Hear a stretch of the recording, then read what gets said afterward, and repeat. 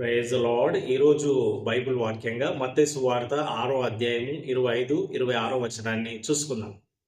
అందువల్ల నేను మీతో చెప్పున్నదేమనగా, ఏమి తిందుమో ఏమి త్రాగుదుమో అని మీ ప్రాణం గూర్చైనను, ఏమి ధరించుకుందుమో అని మీ దేహమును గూర్చైనను చింతింపకుడి. ఆహారం కంటే ప్రాణమును, వస్త్రం కంటే దేహమును గొప్పవి కావా? ఆకాశ పక్షులను చూడుడి, అవి విత్తవు, కోయవు, కొట్లలో కూర్చుకొనవు, ఆయనను మీ పరలోకపు తండ్రి వాటిని పోషించుచున్నాడు. మీరు వాటికంటే బహుశ్రేష్ఠులు కారా? దేవునికి స్తోత్రం, మహిమ కలుగును గాక. చాలా చక్కటి వాక్యాన్ని ఇక్కడ చూస్తా ఉన్నామండి. యేసుక్రీస్తు ప్రభువారు చెప్తా ఉన్నారు, దేని గురించి కూడా చింతించకండి. దేవునికి స్తోత్రం, మహిమ కలుగును గాక. తినడం గురించి, త్రాగడం గురించి, వస్త్రాల గురించి, ఈ జీవితం గురించి చింత వద్దు. పరలోకపు తండ్రిని చూడండి. తండ్రి అందరినీ పోషిస్తా ఉన్నాడు కదండి. ఆకాశ పక్షులను చూడండి, జంతువులను చూడండి, జీవరాశులను చూడండి. వాటన్నిటికీ దేవుడు ఆహారం ఇస్తున్నాడు. ఆయన నీకు ఆహారం ఇవ్వడా, వస్త్రం ఇవ్వడా, అన్ని విధాలా నిన్ను పోషించడా? ఆమె మరి వాటన్నిటిని పోషిస్తున్న దేవుడు నిన్ను కూడా పోషిస్తాడు. దేవునికి స్తోత్రం. అయితే నీవు పరలోకం వైపు చూడు, పరలోకమందున్న తండ్రి వైపు చూడు, ప్రభుకు ప్రార్థన చెయ్యి, ఆయన మార్గంలో నడుచుకో, నిత్య జీవాన్ని చూడు, ఈ లోకంలో సిద్ధపాటు కలిగి ఉండు, దేవుని మార్గంలో నడుస్తూ ఉండు కదండి. ప్రభుకు సాక్షిగా జీవించు, ప్రభు ఇచ్చిన ఆ ఆజ్ఞల ప్రకారం జీవించు కదండి.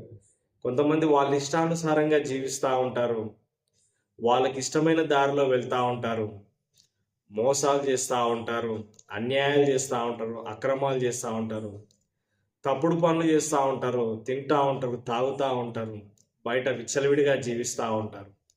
మళ్ళీ అడుగుతారు, దేవుడు నాకేం చేసినాడండి అంటారు కదండి. అసలు నువ్వు ఎలా జీవిస్తున్నావు? నీ జీవితం సరిగ్గా ఉందా? నీ జీవితాన్ని సరి చేసుకున్నావా? మారినావా? మారు మనసు పొందినావా? ప్రభులో ఉన్నావా? మందిరానికి వస్తున్నావా? మందిరంలో ఉన్నావా? ప్రార్థనలో ఉన్నావా? నీ జీవితాన్ని సరి చేసుకున్నావా కదండి. ఒకవేళ నీ జీవితాన్ని నువ్వు సరి చేసుకుంటే, మారు మనసు పొందితే, రక్షింపబడితే, దేవుడు నీకు అన్ని విధాల సహాయం చేస్తాడు. నీవు దేనికోసం కూడా చింతపడాల్సిన అవసరం లేదు. ఆమేన్. తిండి కోసము, వస్త్రాల కోసము, వేటి కోసం కూడా ఆలోచన చేయకు కదండి. ఆహారం కంటే నీ వస్త్రం గొప్ప, నీ యొక్క ప్రాణం గొప్పదే కదండి. మరి నీ యొక్క ఈ వస్త్రాల కంటే దేహము గొప్పవి కావా? వాటన్నిటికీ దేవుడు జాగ్రత్త వహిస్తాడు. పక్షుల గురించి దేవుడు శ్రద్ధ వహించినప్పుడు నీ గురించి మరింత శ్రద్ధ వహిస్తాడు. దేవుడు తన స్వరూపంలో మనల్ని చేసుకున్నాడు. మనకు ఖచ్చితంగా అన్ని విధాల ప్రభు సహాయం చేస్తాడు. దేవుడు మనల్ని తన స్వరూపంలో చేసుకున్నప్పుడు మనము దేవుని స్వరూపంలో ఉన్నట్లుగా నడుచుకోవాలి. ఇతరులను ప్రేమించాలి, పరలోకమందున్న దేవుణ్ణి స్తుతించాలి కదండి. నీ పొరుగు వారితో సమాధానంగా ఉండాలి కదండి. ఈ లోకంలో మనం జీవిస్తున్నప్పుడు ప్రభు మార్గంలో జీవించాలి. పరలోకాన్ని చూస్తూ, పరలోక తండ్రిని చూస్తూ ఈ లోకంలో సరైన మార్గంలో నడుచుకోవాలి. ఆమేన్. అప్పుడు దేవుడు నీ ప్రతి అవసరతను కూడా తీరుస్తాడు. లోకం వైపు, పాపం వైపు చూడకు కదండి. లోకంలో పాపం ఉంది, అది శాపము, నరకానికి తీసుకొని వెళ్తుంది. ఈ లోకంలో బహుగా సుఖపడ్డ ధనవంతుడు నరకానికి వెళ్ళిపోయినాడు.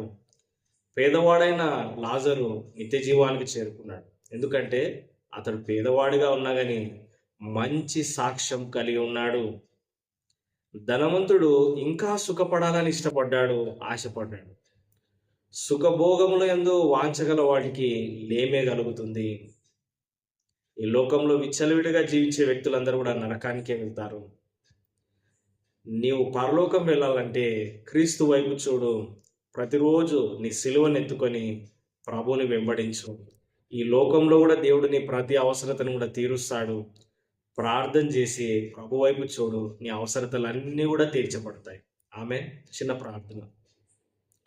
పరిశుద్ధుడైన దేవా, ప్రేమగల తండ్రి, ఈ మాటలు వింటున్న ప్రతి వ్యక్తిని దర్శించండి. పరలోకం వైపు చూస్తూ, క్రీస్తు వైపు చూస్తూ, దేవుడు నాకు సమస్తము దయచేస్తాడని విశ్వసించి నీ మార్గంలో నడుచుకుంటూ ముందుకు సాగే కృపనివ్వండి.